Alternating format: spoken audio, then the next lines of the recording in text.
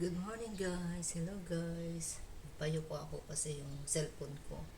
Payo ko nang iangat kasi ito gusto ko makita nyo itong ginagawa ko. Andito ako sa condo Westmont. Condominium. Westmont Village Condominium sa Parañaque. Sukat Parañaque.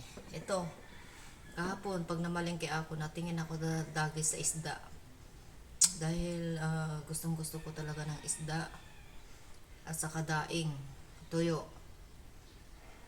Ito, kahit saan ako gumagawa pa rin ako ng tuyo kahit sa Saudi. Tignan nyo yung mga videos ko nung una. Nasa Saudi ako, marami na rin ako nagawang tuyo doon kasi malalaki. Yung ganitong malalaki bilis. Pagkain ng pusa ni Lola, pero kumukuha ako na ginagawa kong tuyo, akay bumibili ako ng 1 kilo doon malapit sa, namimiss ko din yun doon sa dati kong amo, yung anak niya, malapit lang ang SM.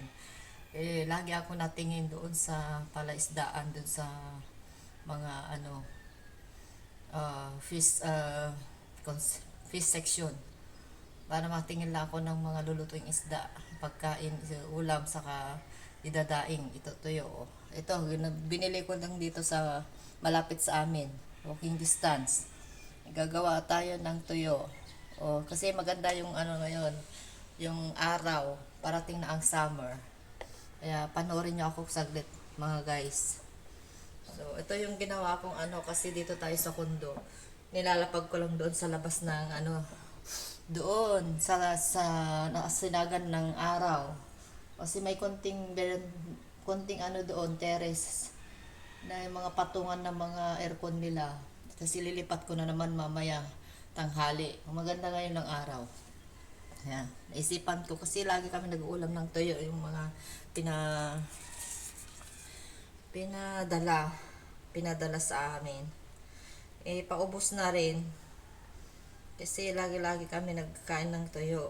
Kahit may ulam, mas masarap pa rin yung tuyo. Mabilis lang maubos guys yung tuyo. Kaya gusto ko laging may stock akong tuyo. Kasi pampagana ng pagkain. Pampagana ng pag kumain ka. Papadami ka talagang Nilagay ko sa rep ito guys kagabi. Lagyan ko ng asin pero pumasok pa rin ng tubig sa loob. Yung ice, nagtubig siya. Binuhusan ko na naman ng tubig. Nawala na yung asin. Nabuhusan ko ng tubig naglagay na naman ako ng asin ulit. So, ito yung yung takip ng to. Wala akong makitang bili nga ako ng ganon, yung net. Kasi yun ang ginagawa namin sa probinsya, yung net. Di ba kadikit-dikit, nilagyan ko pa nga ito ng mantika kasi pag binaliktad ko, nadikit yung skin, tas ang pangit na. So, naiiwan yung skin dito sa kaya naglagay ko ng mantika dito sa cover para hindi didikit pag binaliktad ko mamaya. Tapos bale 2 araw ko ito ibibilad para maganda yung pagkatuyo. Maghapon hindi kasi pwede kasi mas masarap yung medyo matigas-tigas konti. Yung crunchy siya. 'Di ba? So, saglit na lang ito guys. Papatayin ko ng aking video. Nandito tayo sa 4th floor. Pinakadulo nila yung 4th floor sa amin. Ganda rin kasi kaso lang yung gumawa ko ng tuyo. Mas maliit pa dito. Alam ko na. Dati nalipad yan sa hangin pag tuwing alas 11. Takbo ako ng pababa. Nagpulot ako doon kasi mahangin. Ngayon hindi na masyado mahangin kasi pa-summer na. Ewan ko lang mamaya. Basta bantayan ko na lang. Kasi iniiwan ko na. Tutulog ako sa taas. Ngayon binabantayan ko na. Tapos lilipat ko na naman. Tapos naglalagay ako ng ng pampabigat dito. Na yung mga sabon dati. Na 1 kilo. Para lang hindi malipad to.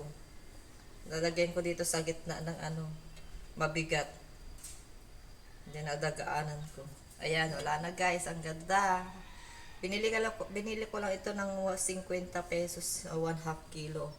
Mura na. 1 kilo. 100.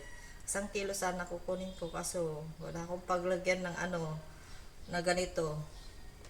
Masikip. O di kakasya dito. Pagkalahati pa, saan ko ilalagay? Ang hirap. Ako din problema. Kaya paunti-unti na lang ako magdaing. Ayan. Ayan, dikit-dikit na sila. Mayroon pa dito space, oh. Ang ganda, guys. 'Di ba? Oh, huwag masyado para mabilad ng tama. Sakto. Ito, lagay natin doon. May space pa dito.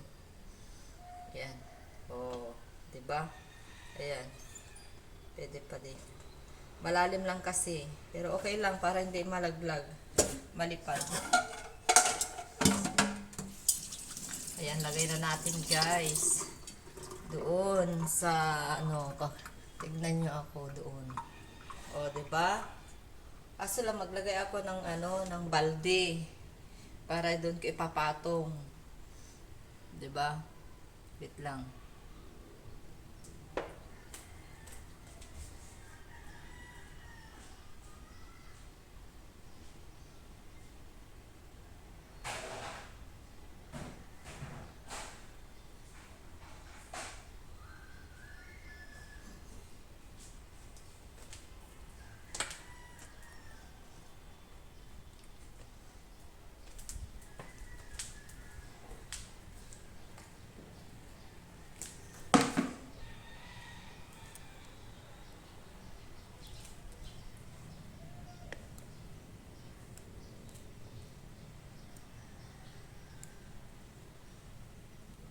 Okay na ba?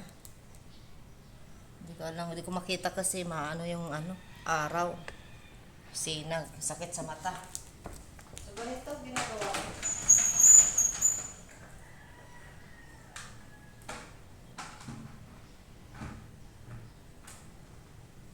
So, ganyan. Mahangin pa rin konti. Pero po ba? Ganito guys.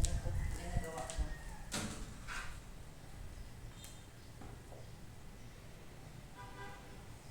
Hindi naman masyadong mahangin. Tama lang.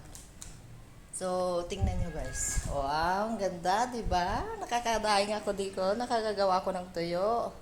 Paraan-paraan lang guys. Para-paraan lang. Para makaulam tayo ng hindi maalat na tuyo. Yan, ganda. Tingnan nyo sa baba, oh. O, sa kabila naman yan. Sa kabilang bahay, pwede rin sila doon. O, hanapin mo lang saan yung araw. Pwede naman doon. Kung hindi naman sa amin yan, Chinese yan. May-ari. Kahit sa kabila, maraming Chinese dito. Yan, ang ganda guys. Oh, ang ganda. Nakakatuwa talaga. So, bye-bye na guys. Ganun lang ako magpagawa ng tuyo. Pero sa Hong Kong, pagpunta na ako sa Hong Kong, di ko na alam. Hindi na makakagawa doon kasi malilit lang yung daw doon. Yung space ng tirahan ng mga amo. Saka hirap. Hindi ko lang alam paano ko gagawin ng tuyo doon. Kung maarawan kami, bibili ako talaga ng ganyan. Paarawin ko talaga, hanapin ko. Pero pag wala, remedyo, bibili na lang ako kahit mahal. Tapos makatikim man tayo. Kaya paminsan-minsan isang buwan, kung nakasahod, reward lang sa sarili. Para makaulam ng tuyo. Paborito natin ang tuyo Pinoy. So, bye-bye na guys. Napadami ng aking salita. Mga kwento. So, ganun lang. Ginagawa ako dito sa kondo. Mag-isa ako. Umalis na yung pamangkin ko. Nagtrabaho na. Bye-bye!